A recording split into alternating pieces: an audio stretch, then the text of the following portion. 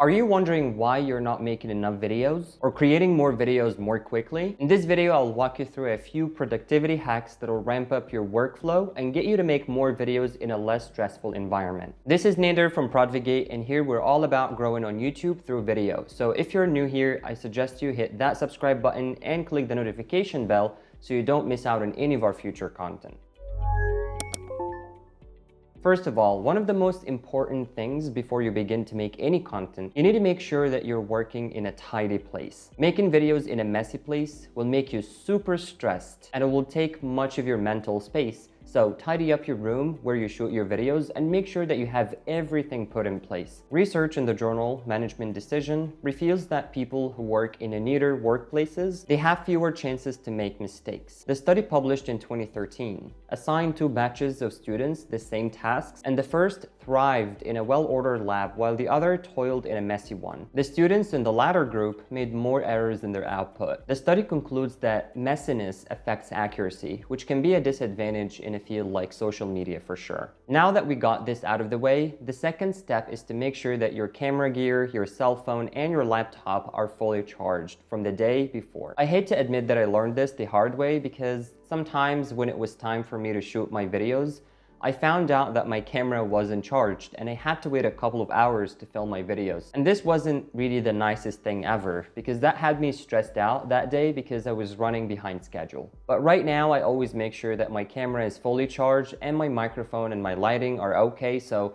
I don't need to go through the hassle of having to charge everything right before filming. Then you should allocate 2 to 4 hours of your time monthly to make sure that you have your content plan put in place. I also learned this the hard way because when I first started making videos, I was making one video at a time. It wasn't too bad, but it was really time consuming because most of my videos took much longer and there were times when I felt I was running behind schedule. So I started to sit down and think of 8 video ideas at a time. And there are a few ways to go about it. First, you can go to your YouTube trending dashboard to see what type of content resonates with people in your area right now. And ask yourself, how can you tweak a video topic to make it somehow related to this trend and at the same time achieve your video objectives? For example, if you're running a psychology channel, you can make a video about the New Year's resolutions, and if you're running a channel about cars, you might as well talk about the most trending cars in the upcoming year. If you're an English teacher, you might make a video about the vocab related to Christmas and the New Year. The point is, we can always take advantage of the current trends and turn them into an evergreen content. Speaking of evergreen content, I just made a video about how to make content that can get you views in years to come. And I left you the links in the description box below. This will help you work your way through creating your next YouTube video so that it'll be easier for you and ultimately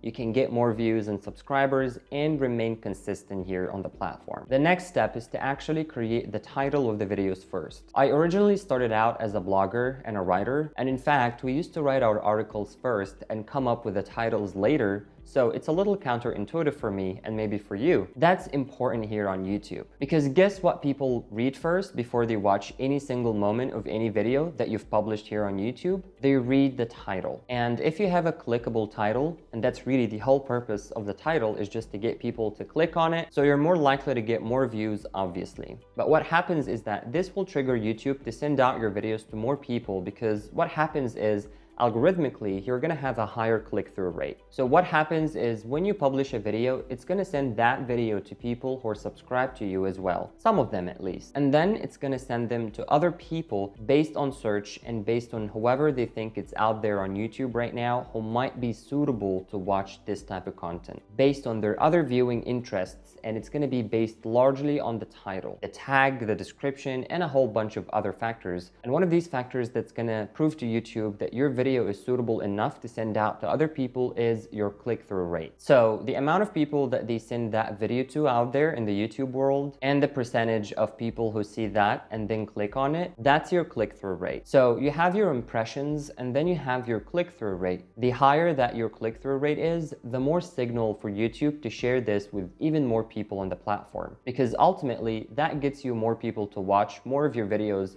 and stay on the platform longer, and everything great happens after that. And finally, something really cool happens when you nail a title. You can get excited about a video, and guess what happens when you're excited about a video? People are going to be excited to watch that video. And then when you decide to stay longer on YouTube, YouTube is going to send that video to more people. So once you're settled on the 8 titles for 8 new videos, it's time to make 8 thumbnails and keep them in a folder so you don't have to worry about making one thumbnail at a time. It saves so much time for other stuff, and saving time is key on YouTube. You want to do less work and get more results. I used to make all my thumbnails by myself by using Canva or Photoshop, but it took me so much time and the outcome wasn't that great, so I started outsourcing my thumbnails, and it actually made a huge difference. It doesn't only save you the time, but it also gets you a top-notch thumbnail made by a professional who's most likely made countless thumbnails before and knows what designs or visuals are good for your click-through rate